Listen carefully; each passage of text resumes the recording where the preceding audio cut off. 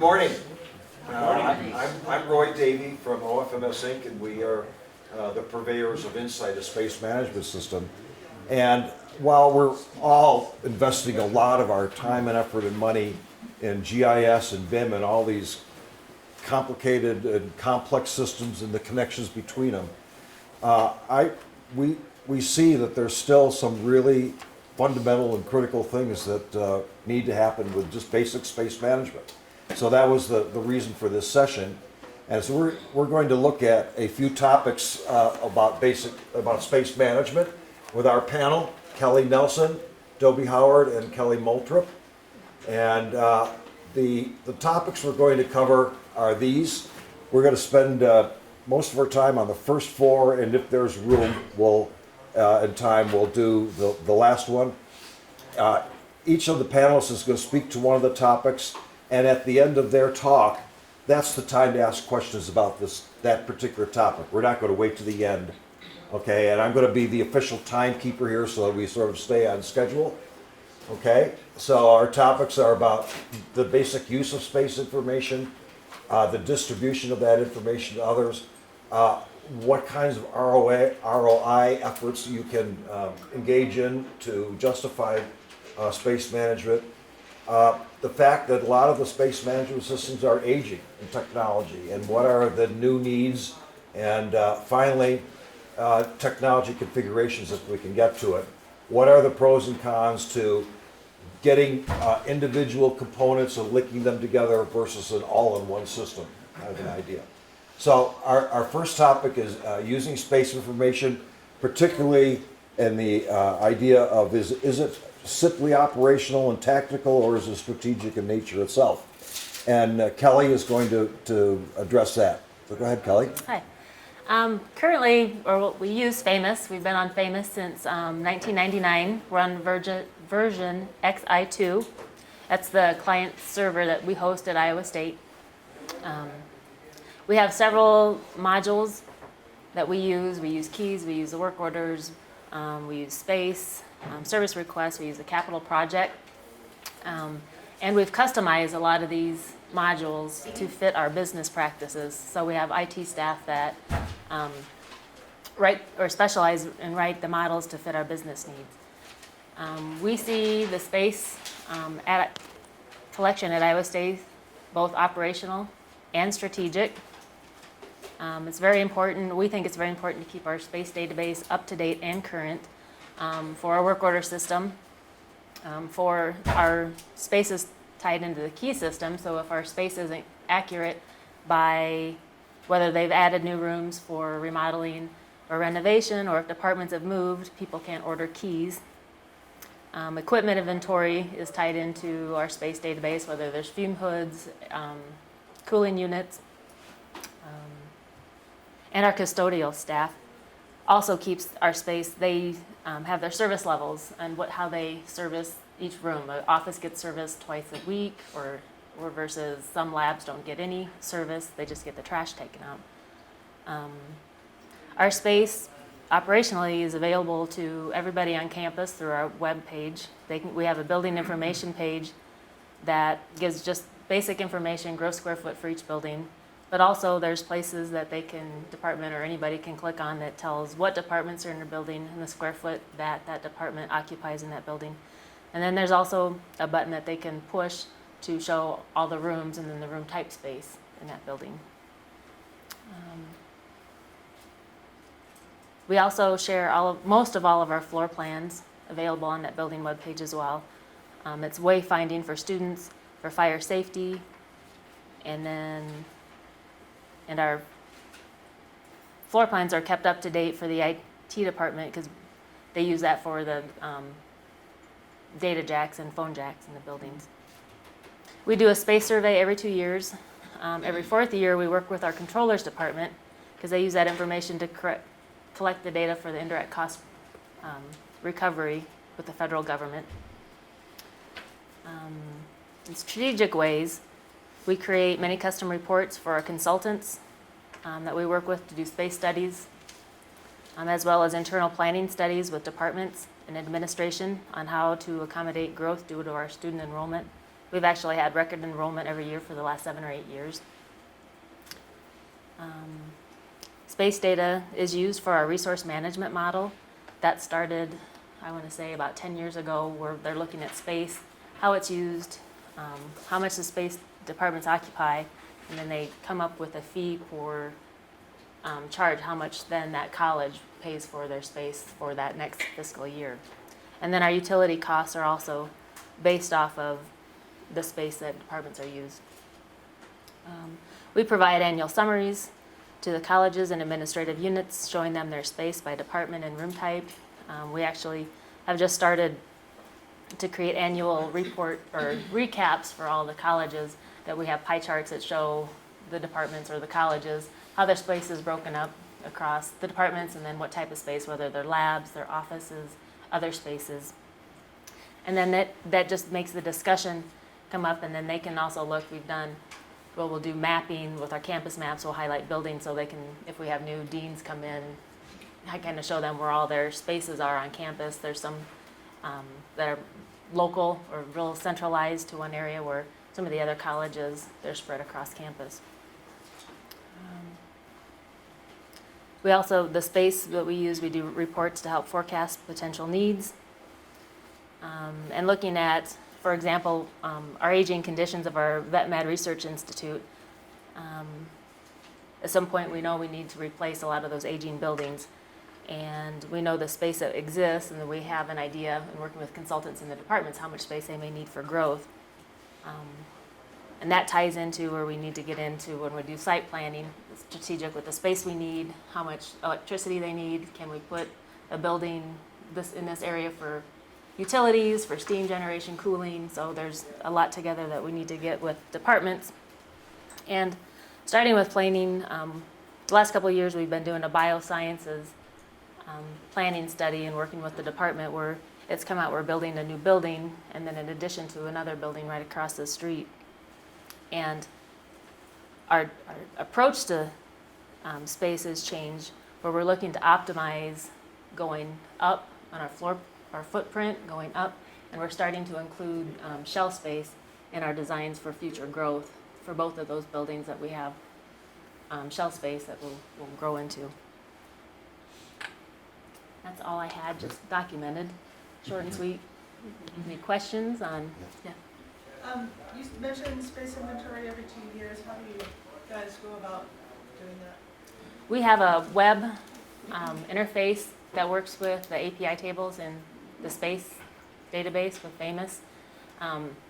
We've just revamped it this year to make it look where a department can go into, they'll pull up, they have a login and ID, and it'll list all the buildings that they're assigned to, and then they click on the building and it'll list every room. They can click on the room and it'll come up with several drop-down boxes as to what the room type is, whether it's office, research lab, what the function is. It will catch whether it's instruction or research, that type of information.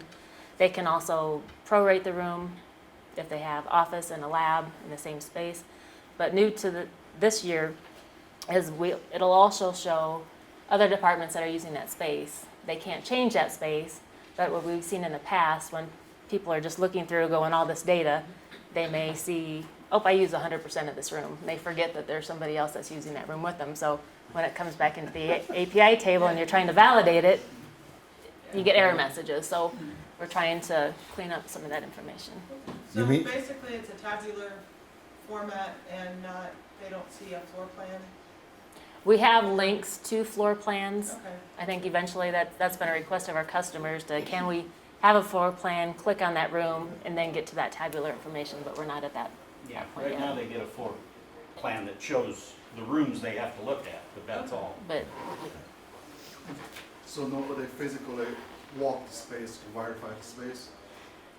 they should, we like to have them do that, especially when we work with the controllers department, because they want them to go talk with the researchers or the PIs to get the grant information, the account numbers. That's when we work every 4 years. They need to gather that information. And this new version we have of our space survey that's on the web is actually mobile friendly and tablet friendly, so they can take the survey with them out to the buildings and assess the space. So all space updates are done by the end users only, right? Is it something done by your department or your group as well? It's done by me. It's done by you, So when we do the space surveys every 2 years, right? but anytime a space is changed, when a department moves, we're going through several moves right now with English and stuff Right. moving. It's got to come back to me. And I have 200 plus space coordinators across campus that I work with. I may even get somebody from a department may say, we're in this space now, Right. but I'll go back to the space coordinator just to verify because I don't want anybody can say, well, I'm in this space, I went to space. So I have one contact person with each department to validate. Are you confident that the people in the field operate on good faith, or do you ever go back and check up on them from time to time to see if what they're reporting is accurate? I myself don't go back and check, but I think there's some checks and balances in there because our custodial staff clean their spaces and they have a list of how they're supposed to provide those services. And they'll come back to me, are you sure this room's really being used for what it is? And we also get into the issue where it might be a lab and it's not getting services and people are calling, well, we need to change this. So if it's an odd change like that, I may go back to our custodial supervisors and say, do you think this room's changed function because they're just wanting services and not have to pay for it? So, there's some checks in there like that. This services, surveying space is really critical, particularly for the F&A process. Has to be right. So one idea that a number of people who use our system do is they do a spot check of a certain percentage of the rooms, and primarily the research related rooms. And if they run across a rate of error, that means they can go back and start checking on a larger scale if necessary. I mean, that particular, any room that's going to be used in indirect cost recovery really has to be right. Yeah, we do spot checks as well, mainly for the organized research rooms. And then, like Kelly said, if you have other groups using the floor plans for TSOs, then when someone comes in to tear down a wall on a weekend or something that doesn't go through the regular process, at least they'll catch that at some point. Equipment inventory, departments, go around and tag assets and stuff like that. Those are associated with rooms. So if you get everyone using the floor plans, then at least when there's changes, they can report those back. Then it will be up to the department space coordinator to make sure that the room type and the departments are associated correctly. I'm sorry, I'm going to have to move on. All right. So I'm sure some of your questions can carry over. Let's see, Katie is going to talk about the distribution of space information. A lot of organizations hold that information closely. For a variety of reasons, they don't want it to go to a large audience. Others do distribute it more. And, we're going to talk a little bit about why and what the preferences are. And as I said, Katie is going to talk about her experiences there. Katie? Yes, at University of Buffalo, we really do tend to hold our information closely, and it is available upon request. We have basic space information is provided to internal faculty and staff. They email us or call us and say, I need a report or an Excel spreadsheet. Mostly, it's not just anybody calling us. We have FPMOs, which Kelly said too. It's like a one-stop shop person that will contact us for that information. But as far as there's just two of us that maintain the space data and the floor plans. We're 3 campuses, about 11 million gross square foot, and basically, as far as the floor plans go, I maintain those in AutoCAD strictly. We have a web-based area that contain DWF versions, and we went that route because within the DWF viewer, there is the ability to do area calculations. There's minor things that our users can do that we've kind of said, if you want access to the floor plans, you can print them out, you can do some quick area calcs, and they seem to be happy with that.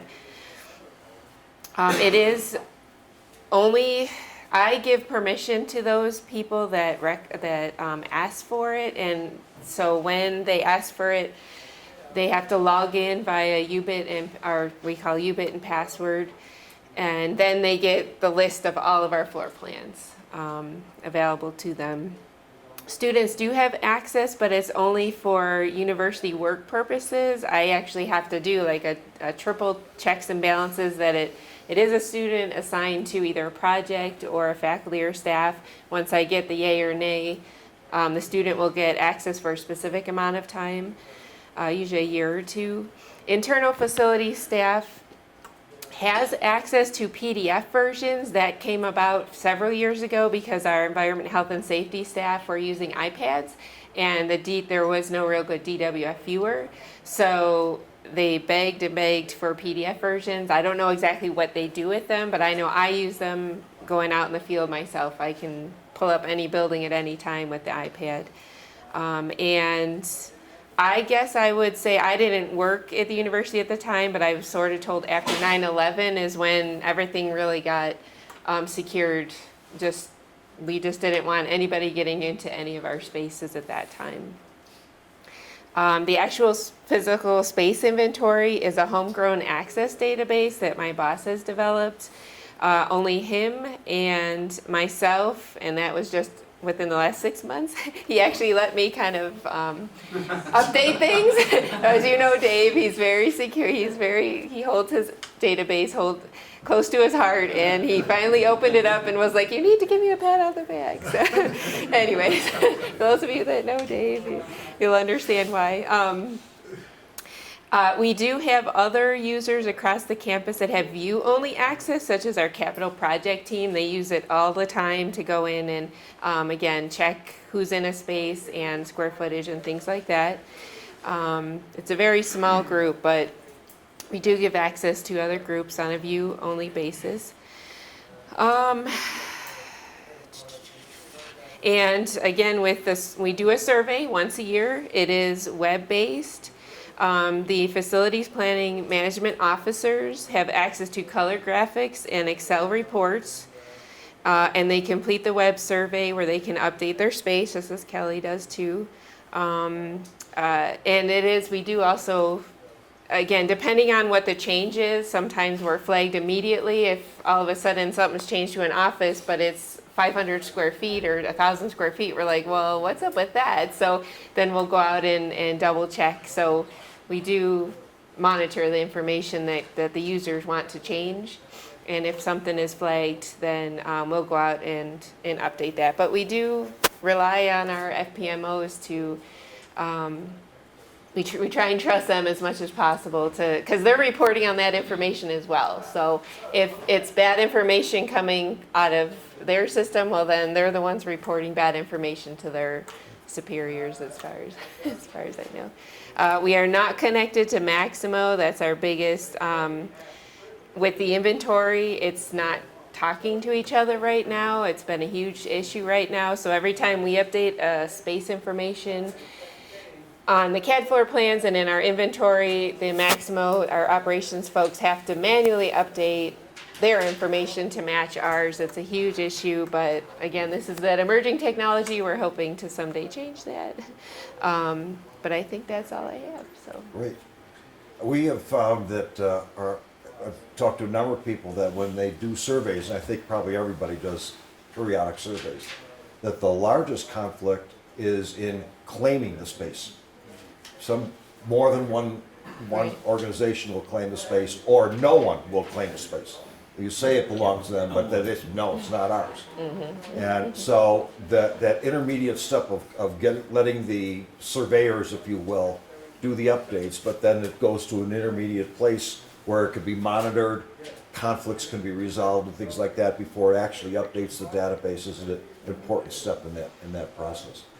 So University of Buffalo tends to keep that space information close, or they've got very specific audiences with that. Do others have experience where you're either do or your goal is to distribute it more widely and give more people access?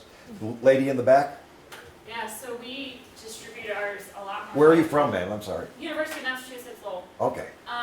So one of my questions would have been for you. You didn't mention emergency management. So we have a process in place where we are providing our floor plans not only internally to our emergency management, campus police, but then also to the City of Lowell Fire Department and Trinity, our ambulance services.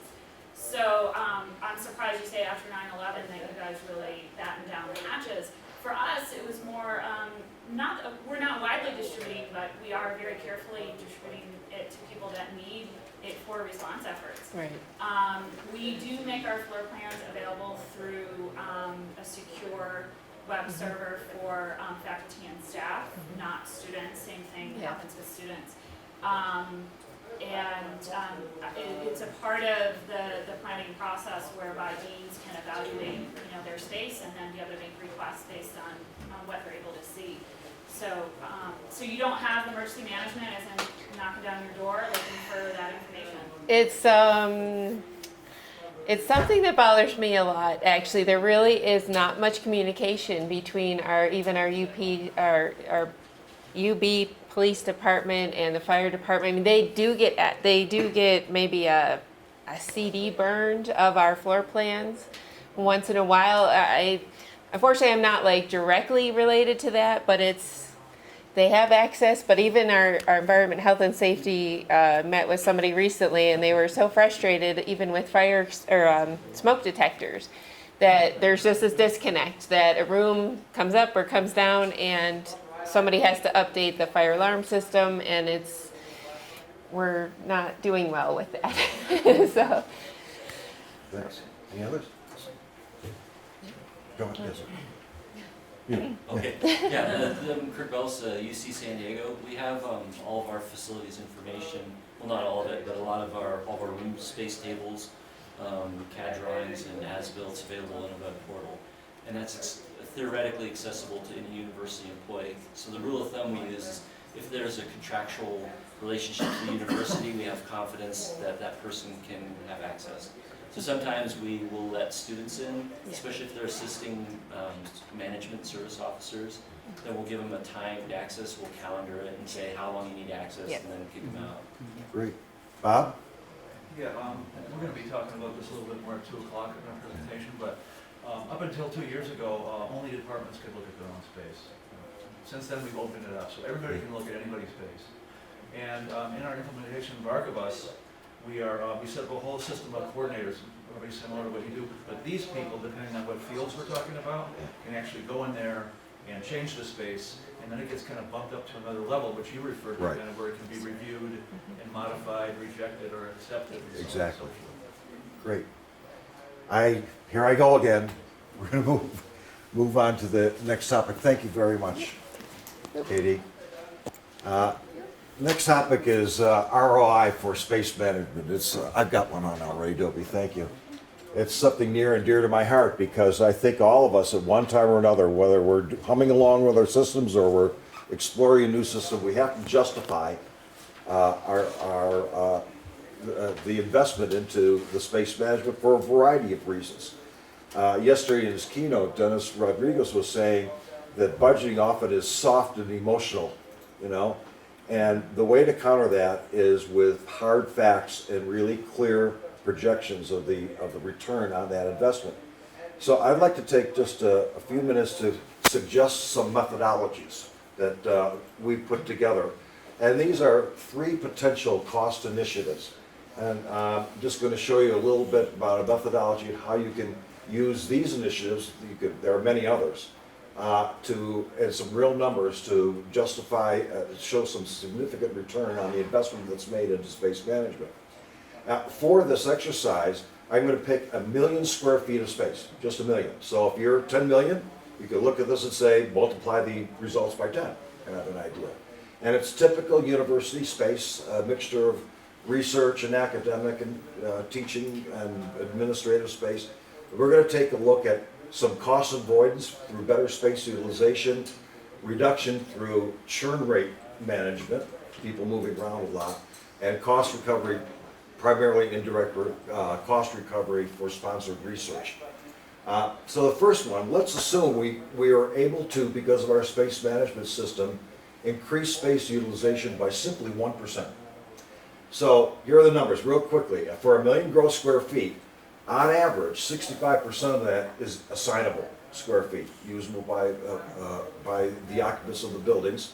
So that's 650,000 square feet.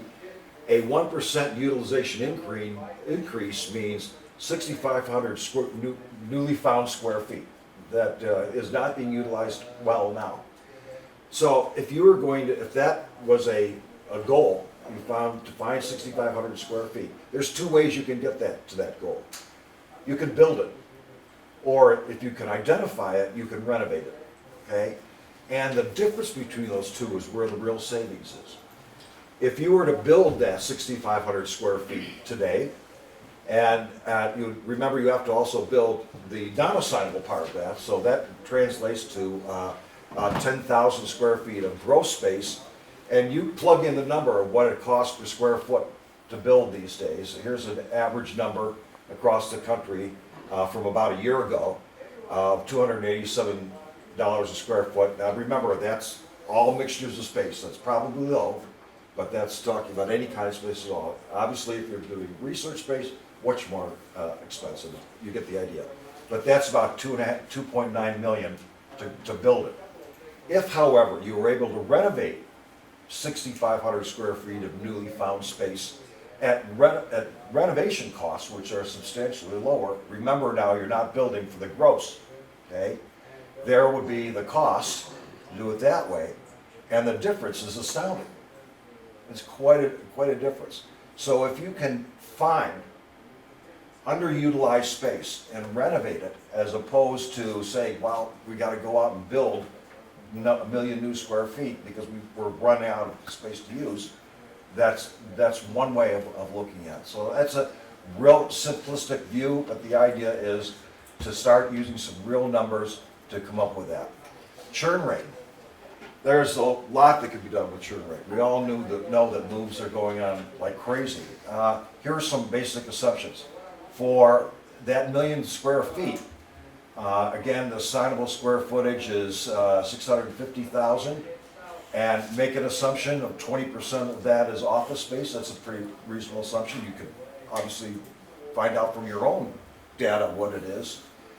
So that gives you the portion of that assignable square footage that's office space, and it's reasonable to assume about 300 square feet of space, direct and the supporting space per employee. So for 300 square feet per office area, that means that there's 433 employees in office space in this million square feet, okay? And on average, and again, this is something you could find out for yourselves, on average, the national average is it costs about $2,000 to move a person, okay? So, annual churn rate, if you've got 433 employees and you have a 30% churn rate, and that, by the way, is very reasonable, it might be higher, and this is just office space. So you're talking about 130 annual employee moves at $2,000 a piece. So the average cost to move 30 of those people in 1 year is $260,000. Supposing you could reduce that churn rate 5%, just 5%. So that same 433 employees, now the churn rate is 25%, you could see the churn cost there. So the difference is $43,000 just for a minor reduction in churn rate, okay? But further, that's just the cost to move people. How about the cost to actually manage the move? Okay, that is even more. So if you were able to reduce the cost, the overhead cost to move people, let's say by 10%. So again, $2,000 of estimated cost per move, 130 annual employee moves, so there's the cost to move those people. If you could reduce the churn or reduce the overhead cost by 10%, you could see the numbers and savings, therefore, is about 25 or 26,000. So you add those two costs up and there's $70,000 of savings for a million square feet. Now, the numbers vary, but you've got good space management systems. Should be able to figure out what your numbers are. And you know, it's not too hard to find out what the average construction costs are and so forth. So there's yet another way. And of course, the third is to increase your indirect cost recovery rate. As you know, the federal regulations that govern sponsored research, but this also applies to research that's sponsored by state agencies as well.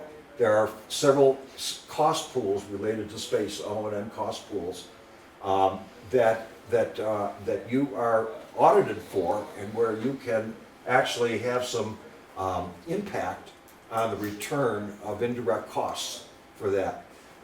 There is a new federal regulation out, actually it's called Uniform Administrative Requirements A81, which replaces A21 and A110, okay?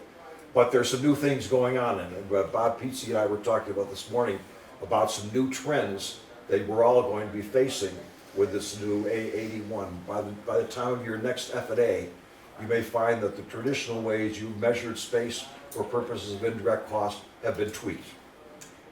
Usually not to your benefit. Nothing new. So let's take this university, again, 1 million square feet. For 1 million square feet, if they're a research university, their average return at indirect cost is $7 million. We'll be conservative and say that keep the projection, we'll use 60% of that estimate, or 42 million. If you are able to increase that rate by 2%, that's a lot of money. And this is just for 1 million square feet. Now, the way you increase that is if you have really, really good auditable space information, and your system complies to federal regs and presents the information in the way your auditors want to see it, then you are in a much better negotiating stance than you were in the past. And so the whole point is to be able to comply better and to be in a stronger position to negotiate a different rate. Of course, that rate, increasing the rate sounds wonderful, get all this extra money back, but it also affects your competitive stance in getting grants. Because if two universities are applying for the same grant from, let's say, NASA, and one has an indirect recovery rate of 52%, the other one has 45%, guess what? Who's going to get the contract? The one, I mean, other factors included, but one of the factors is the agency saves money by granting it to the one with a lower rate. So it is a sorry. Okay, so in summary, I just laid out again, using the figures that we had here, what the total savings were over a year, and you could compare that to your investment that you make in that year and see what kind of return that you can get. You can project that over a period of time, over several years. In this model, it's assuming that you're starting from scratch, new implementation. So you've got all the costs to implement the system without any return yet. And then to operate it over, in this case, the cost in year 1, 2, and 3, and then in future years. And when you summarize that all up and take a look at it, in this particular case, which is extremely reasonable, look at the kinds of ROI factors you get. Now, this is not unreasonable at all. So I would suggest that these are just 3 ways that you could start looking at what the return is for the investment in a good space management system. And of course, there are a lot of nuances to it, very simplistic here, but if you'll come visit me at the booth, I've got a white paper that lays this all out in great detail. It's yours for the taking. You get some bucks too, so I hope to see you there. Okay, we'll go back on to the next topic, aging technology and modern needs. Well, by aging technology could simply be that you're using a system that is so expensive to upgrade that you keep the older versions for as long as you can. Or it may be that you're just as outgrown it. So we're going to have Dobie here talk a little bit about this and what might be some features that you would want in a really robust space management system. Sure. I can talk from my perspective in our system. But first, were there any questions or anything on, Yeah, I'm sorry, yeah. on what he was just showing and talking It about? was so good that it was Maybe good. after you do yours, I'd No. like to talk about how You can spend the next 10 to 12 minutes on your questions if you like. We've been talking about this a lot, is how do you really monitor and measure utilization of space? Right. I mean, calendaring says that there's 100 people in there at a given time, but that may not actually be the case, so how do you truly get the utilization? Let me ask a simple question. Does anybody here know what % of their space is vacant? Ooh. Totally vacant. You do, Roughly. I mean, we don't audit it, but. yeah. You can pull it out of the database. Yes, Yeah. take that alone. What if it's 0.5% of your 10 million square feet? And you do nothing but find that vacant space and say, here's what we can, we have a system that finds it. And now here, that's why it's worth the investment, because the return on utilizing that vacant space is X. Okay, Dobie. That's it? All right. Okay, so aging technology. So just a little background, we use Famous Space Management. We actually started in 1997 with what was then the company called Famous, and now it's Accruent. So they helped us build the allocations so we could, we had a requirement to track space perpetually as changes occurred. We wanted to be able to report. We don't report on a one day in time. We report on how that space was used over the entire fiscal year. The faculty member had 50% of a lab for 6 months, and so we need that 25% or whatever rolling up for the organized research. So the system that we've had has been in place since then. It's aged really well. In fact, in the end user application that we have for browsers with 200 plus space coordinators going in and updating, it's actually the longest lived application on campus. All the other applications have come and gone and advanced, I should say, and changed. Ours is aged really well. But with that, we use Famous Forms are Java based, right? And the Oracle, the Famous is through the Oracle tables. A lot of people are moving away from that, going into cloud-based environments and stuff. So ours is definitely aging. We're in the process of wanting to look at the new technologies that are out there and who can meet the requirements that we have.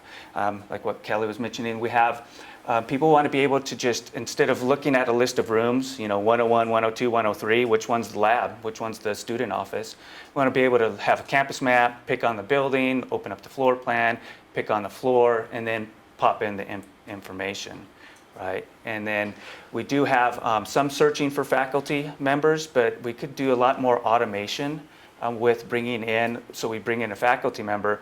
We don't have any of the grants that they might be working on. So it's up to the space coordinator to go and interview that faculty member to find out, oh, you're working in this lab, what are the SPO numbers, what are the grant numbers that you're using, and then what's the percentage in that lab? So it gets a little complicated for that. So we definitely are revisiting. It's time for us to revisit now, and I kind of gave you the information on to why. And that's about it. Any questions on? Actually, I'd like to also just find out who's on aging systems, looking into moving right now. I know there's one group that's implemented a new system already. They're going to be giving a presentation, but so I'd like to just get some more information on some of that stuff. Yes. So David Jacobs from CU Boulder and Space Coordinator, and we're actually maybe just a couple months in front of you. So we've actually gone through the RFP selection process and looked at all the tools, and we ended up selecting Archibus. And so I'm very interested to see how San Francisco's kind of worked their solution, right, or how that's panning out. But we're in the same boat. We want to move to a modern graphical interface where people can select 5 rooms, change them all at once, have multiple users kind of engaging in that environment. And so I guess we'll report back to you next year. Sure. Did you say you've already picked a vendor, or? Yeah, so we picked Archibus. And then what system do you have now? Famous. And just for space management? So Famous actually does our work order management. It's sort of our integrated workplace management system. So Okay. we'll be running those next to each other because we can't replace all the other stuff that we're doing with Famous at this time. Mm-hmm. Yeah. Well, thanks for sharing that. Yep. Did you have a? We're in the same office. We're a little bit farther behind them, but we just purchased Archibus. So Mhm. we're just updating all of our P lines for all of our buildings, so we're hoping to go live this fall. Where are you from? Illinois State University. Okay. And you had Famous before or another No, system? we have an old FAM database, and our work order system is WebTMA. Mm-hmm. Okay. Yeah. So question for the Archibus folks or others too, but is everything working with Revit? Is it fully integrated? Because we also, when we think about replacing our systems, everything's gonna be a Revit model eventually, right? So we need that full functionality with the Revit model. Right. Is that available right now? They tell us it, but. They tell us, that's the same thing we're hearing. We're So- using our AutoCAD floor plans at this point, Mhm. but they say we'll work with Revit. They've shown us examples of that, but we don't have all of our buildings in Revit. So we're working with our AutoCAD. I've seen it work in Revit. I've been using Archibus for probably about a decade now. Our problem is that we don't get a lot of stuff in Revit, but I've done a few tests and it does look pretty good in Revit. My question would be, does it work, can you work both the AutoCAD and the Revit at the same time, since you don't have all of your buildings there? While you're getting all of your buildings into Revit, can you still be running the AutoCAD on the same Archibus? You have a Not comment? a system, but I am one of the sponsors here. Our system does that quite well. Yeah. We're a partner with Autodesk. Yeah. I have a session tomorrow, if anyone wants to see that. Great. Hybrid AutoCAD rather than environments, just kidding. Mm-hmm. Great. Yeah. If you had the dream space management system, what would be some of the features that you'd want in it? I know it doesn't exist, but we can all dream. What are some specific features that would make your life better? And it may be ones that you already have, I don't know, but Mm-hmm. So I want to know when a faculty member is actually sitting in their seat. I think. So what we need nanny cams in every office, all hooked up to it, and keep track of someone sitting with a monitor with 18 watching the. Yeah. Yes, sir. Carrie. Yeah. Yeah.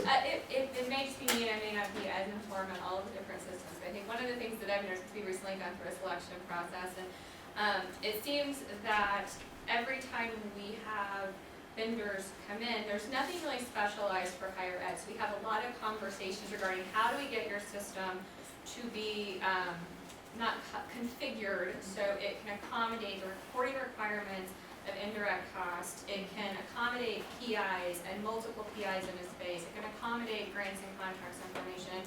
And I think that's something that there's always a lot of dialogue behind that, and it's never clear. There's a lot of conversations, yes, we can do this, but it's not, I would love to see those kind of things be more thoughtful in the initiative. And I recognize this is covering multiple industries, and that's why it's not, but I think from a higher education perspective, I think that's really critical. And other things I'd love to see is more robust reporting. Like I feel like we get one component but not the other component. Having that web interface is really easy with, drag and drop from multiple years. If I want to compare 2012 data to 2016 data, be able to pull that together seamlessly and have our users do that in the field without a lot of customization. You asked the question. I know. I will tell Yes, sir. Where are you from? Montclair State University. in New Okay. Jersey. The thing would be most immediately useful to me would be a really robust move scenario planner that can accommodate vacant positions, future positions, not just the people who exist today, but people who are going to exist tomorrow. Yeah. It seems a natural that space management could be the environment that sets up an environment to coordinate all the roles and the people and the equipment and the space, and keep everybody informed of the whole process along the way. Manage the move with space as its core. And that's, you know, I think there's tremendous savings to be had there. Yeah, from what I see, it's probably about halfway to where it could be. Yeah. Has anyone already implemented and been in the new system for a few years and is happy with the new system that they have for space management? So Ritesh from UCSF, not few years, but few months. We just implemented Archibus. We were on a Right. homegrown system for last few decades, and we went live with Archibus. So currently we are happy with the system, but at the same time we are going through our learning curve and the growing pain stage. But still there's a lot to be done, and some of the questions that were asked, yes, we have seen it works well with Revit as well as GIS. Something in terms of GIS, we are customizing the integration, so it's kind of taking us longer than it was expected. Archibus to GIS is not native. There is a native functionality, but we are going one step ahead, so that's taking us longer. We also are integrating our space management with the lease administration module at the same time, and we do have plans. Hopefully some of the groups might want to use project management, maybe accounting modules of the same tool. So far it's pretty good, and that's the feedback we are getting from our end users as well. That leads right into this. I'm sorry, I didn't mean to cut any questions. Any more questions about that? This leads into something a number of us, I've certainly been interested in often, is what are the pros and cons of these two approaches to space management? One is get the best you can of different modules and connect them. The other is get an all-in-one package from one vendor, but they're already all connected. Everything fits together. And I'd like to hear about your experiences with one or the other and what you think are the pros and cons of doing that one way or another. Anybody want to offer? I'll start. And I've experienced with a lot of different CAFM systems, from homegrown tools to things like Catapult, which existed like 10, 15 years back, FN systems, Archibus, Tririga. Across all of these systems, this is something that I keep sharing with my colleagues and people who I work with. These systems are literally just tools. So use them as a tool. Do not depend on them as a process initiator. Process lies within the people, how people work.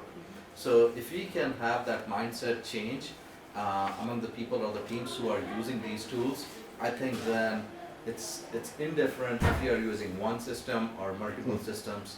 If you have a clearly defined process, you can work among 27 different systems and still be, there would be one single source of truth. That's good. Well, I was gonna say, one of the challenges, I echo that, and I think one of the challenges I hear when, I think there's pros and cons to both, but in my experience, oftentimes when we have the conflicts between systems that we hear about is this doesn't talk well to this, or there's a special process we need to do because it's because the systems may not have been integrated from the beginning. So I know like our institutions went through a whole system selection to do multiple things, from our work orders to our space management to our project management. And the idea was ideally you find one system that does them all really, really, really well. And I don't know if that's entirely possible. And I think if you will take the approach of if you are starting from scratch, is there opportunities? Is it all in one? I don't know. Or is it you look at those and you integrate and you build those from day one, opposed to trying to retrofit one system to meet another system and kind of smashing them together, right? And again, I don't know what the right answer is. If there's multiple ways to do it, I think there's a lot of things to consider there. You've all heard the phrase, jack of all trades, master of none. Right. Okay. And I have, please respond to that. In an all-in-one system like Archibus or Tririga or whatever, you've got, they do everything. Do they do all of them well enough? Or do you find, geez, you know, Maximo is a much better work order system. So it's worth it for us to get the best, if you will, and make the investment in putting them together. From my perspective, it really depends on the environment that you're in. Each campus is organized differently with different priorities and different resources going in different directions. I mean, even just looking at planning offices across different universities, they all do different tasks. Yeah. And then when you factor in that different people have sponsored different packages of software at different points of time, it's just like you gotta look at your landscape and try to figure out where your deficits and where your opportunities. And you know, space management is often administratively placed in one place, and then a year later it's changed, and everybody, I can't tell you how many people I've talked to here, well, we've just been reorganized. We used to be part of X, now we're part of Y, and so our mission is slightly different, and we relate different to these departments in this way. That kind of thing happens as well. Phil, you were going to say something? No, okay. So I'm familiar with all the university, so we just convert from Archibus to AIM for space management program just because of all in one package idea. So we want to do everything in the same system. So we have AIM for the work order system, and we also bring the capital project management to the AIM. So there's a time, I guess, with our management decided to bring the space management system also to AIM. So personally, I like Archibus better, but I understand the idea behind the scenes. So at least from the data entry standpoint, so we put everything in the system, you reduce the data entry. So before we have to copy all the space group data to the AIM system, so that they can assign work order to each room. So there's a different process there, and you're taking into account the space capital project management system. There's a kind of big saving there. Yes. I have moved from a seat license to 2 different web licenses, and every time, so I now connected the same polylines to 3 different systems.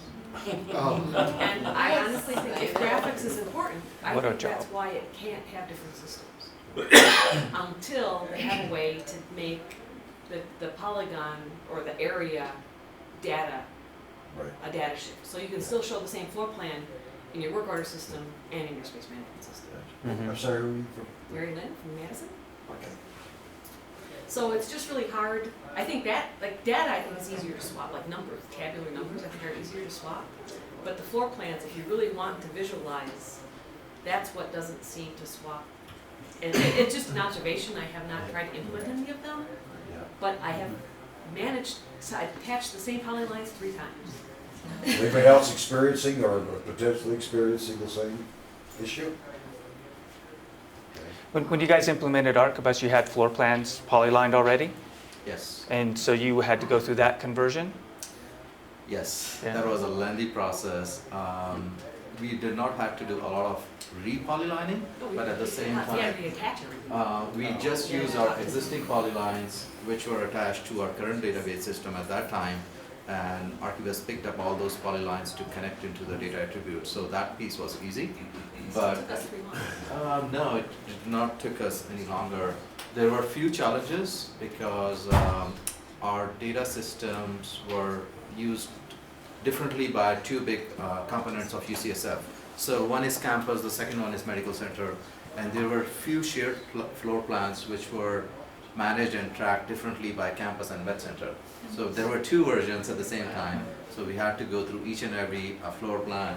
Bob, myself, a couple of our other team members, we had to sit in a room like this for hours, and that took us approximately 3 months to go over, I believe it was around 70 floor plans spreading across just 1 million square feet of space to identify a single, what is the single source truth.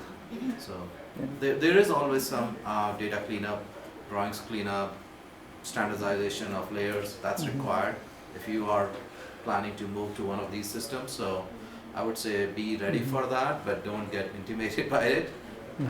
It's a lot of work. It's a great QC opportunity. They can. There is a work order system which we have not used right now. Correct. Yeah. Does your work order system show floor plans? Yes. Do they have the same floor plans? Yes. And the same polylines? Same polylines. So Archibus can share that? Archibus can share PDF floor plans from the PDF? PDF floor plans. You don't need to transfer like DWG files or anything else. So Archibus creates PDFs for us, and then we can share PDF wherever it's required. Well, thank you, Katie, Kelly, and Bilby, and thank you all very much for attending, and have a great day.